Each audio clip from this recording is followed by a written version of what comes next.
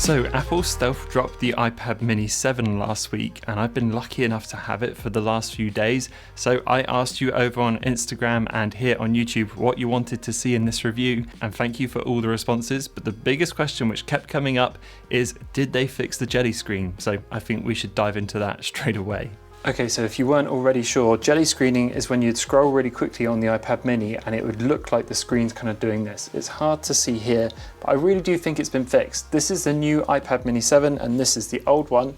And if I scroll both of them really quickly, you can probably tell, or as best as you can, that the jelly scrolling appears to be fixed. I was going to say, I think Apple fixed this quite a while ago in a software update, but I'm scrolling here and I can not really see it at all. There's hints of it here and there, but I think it's actually really hard to tell, and it hadn't been a problem for me for a long time. So as far as I'm concerned, the jelly screen is completely fixed. Oh, and if you're enjoying this video, consider subscribing to the channel. I'm trying to reach 200k before the year is out.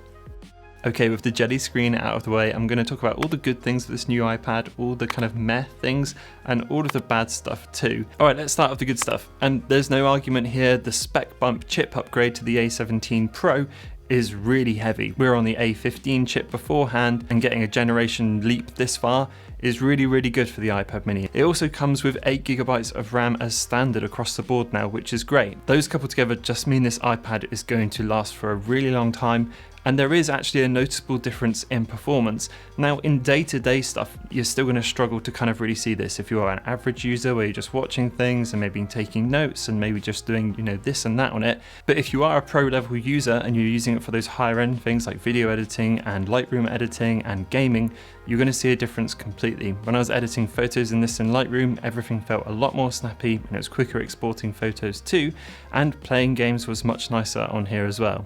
I've always said the iPad mini is probably Apple's best gaming device, and now it really is. You're getting the hardware accelerated ray tracing in games, which looks really nice, and the frame rate was much more comfortable and the graphics just looked a lot nicer than the previous model. So yeah, in those higher end things, you're going to see it, but if you're on that more day-to-day use, it's going to be trickier to spot. Another good thing is you're getting Apple Pencil Pro support.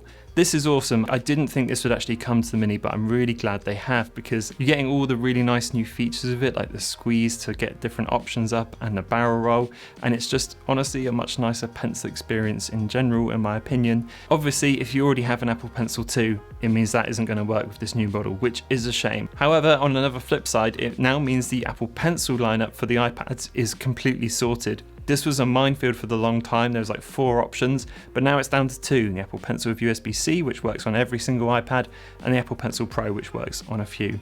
It's much easier to get right now, and you can see at the top of Apple's page it has a little contact us button, so I think this is probably the most wrongly picked item in their whole kind of ecosystem. Another great update as well is this now starts at 128GB of storage. That's fantastic. More storage is always a good thing, and I'm really happy to see that 64GB has gone, especially if you play a few games. That gets used up really quickly. Another thing which Apple didn't really shout about is it's pretty much exactly the same dimensions and design, so your old case is going to work on here no problem at all. There's also new Wi-Fi on here, which doesn't really apply massively to me, but if you have Wi-Fi 6E support at home, it's going to be quicker on that. But one that does mean a little bit more is the USB-C slot on the bottom is now 10GB per second, so it's double the speed of what it used to be, so transferring files and doing anything like that is going to be quicker, which is nice. And lastly, I think the blue color is really nice. I actually quite like these muted colors that Apple do. I'm not massive on the really oversaturated ones, and I think this one fits really nicely.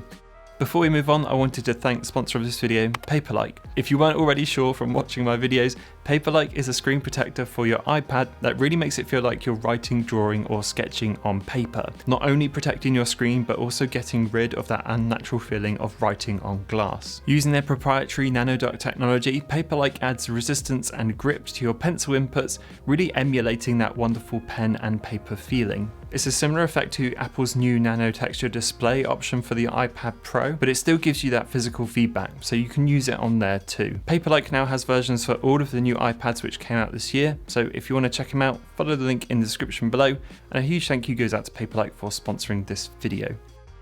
Alright, let's move on to all the the stuff which was just kind of okay.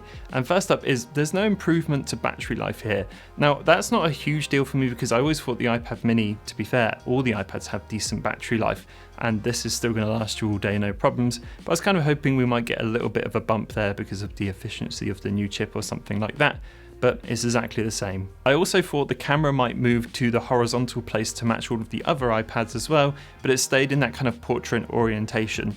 This is actually less of an issue on the iPad mini because of how small it is and your face doesn't look too far off when you're looking at the camera, but it's interesting that it's still at the top when everything else moved to the side. There's no hardware camera improvements either. These are effectively exactly the same cameras as you were getting before, which is good for the FaceTime one because you're getting that center stage which keeps you in focus and it's really wide, which is nice, and you're still getting 4K shooting on the back, but it's the same old camera system. It does have a few new AI tricks now, which is nice, but these are the same cameras. Again, I'm kind of okay with that. I don't really use the camera on the iPad that much. And finally, in this kind of like meh sort of middle ground area is, I know a lot of people will be concerned that there's no M series chip in here. So that means you're not getting external monitor support or stage manager. So when you plug this iPad mini into an external display, you're just getting the mirroring mode with the black bars either side.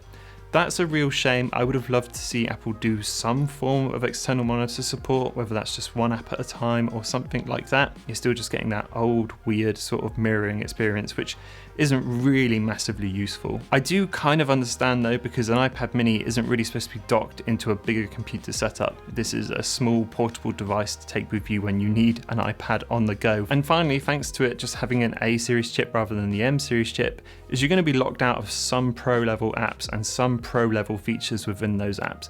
Now they're really few and far between, but if you wanted to run DaVinci Resolve at its full capability, or if you really wanted to max out all the tracks in Logic Pro, or if you wanted to use something like Final Cut, you're either not going to be able to or get some weird half-baked experience. Okay, that's the good and the meh out of the way, so let's talk about the bad stuff. And I think it would be really easy to be cynical and just say this is purely a spec bump for Apple Intelligence. And I wouldn't overly blame you for thinking that.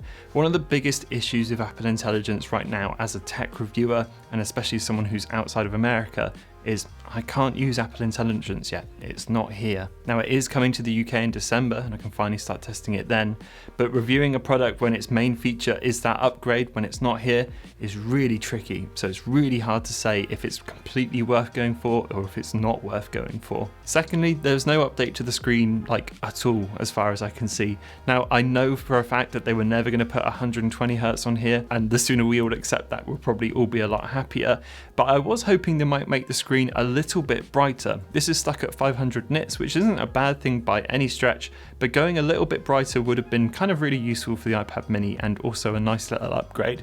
And I did think they might shrink the bezels a little bit and push this screen just a little bit closer to the edge to give us a little bit more screen real estate in the same kind of size. And finally, while Apple Pencil Pro support will always be awesome for me, it's something I really like, I think for a lot of people, having to upgrade from the Apple Pencil 2 to a Pro or a USB-C one, which is kind of worse than the Apple Pencil 2, is going to be a really tough pill to swallow, especially if you don't use it massively. You're either going to have to spend more money to get a better one or spend more money to get a slightly worse one than the pencil you've got.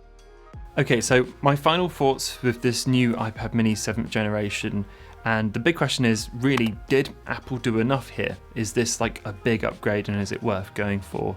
And I'm going to answer this in the only way I feel like I can. If you already have an iPad mini and it's working well for you and there's no kind of weird slowdowns or everything you're doing on there feels fine, I'm not really sure if it's worth jumping up right now. Now obviously I can't test Apple Intelligence, so I don't know if that's a killer feature or not yet, but right now I think if you have an iPad mini and you're happy with it, then you should probably just keep it. However, if you are doing creative things on there, or you're playing loads of games or anything like that and you're noticing slowdown with your iPad mini, or if you just really want that Apple Pencil Pro, which I think is a really awesome experience, you're going to really love this upgrade. The other thing a lot of you asked is it worth getting an iPad mini if you already have an iPad 11-inch or the 13-inch? And that's tricky for me to answer unless you have a really specific need of it in mind. I have an iPad 11-inch and the mini, but to be honest, I just use the 11-inch all the time. I think it's probably worth having a mini if you have the 13-inch and you just want something a bit smaller to take around with you. But I really do think the 11-inch is kind of this perfect middle ground for everything, or at least it is for what I do. And on the flip side of all of that, if you don't own an iPad mini, this is going to be the best time to jump in because you're going to get that really powerful new chip. It's going to be future-proof for ages, and you're getting the Apple Pencil Pro support.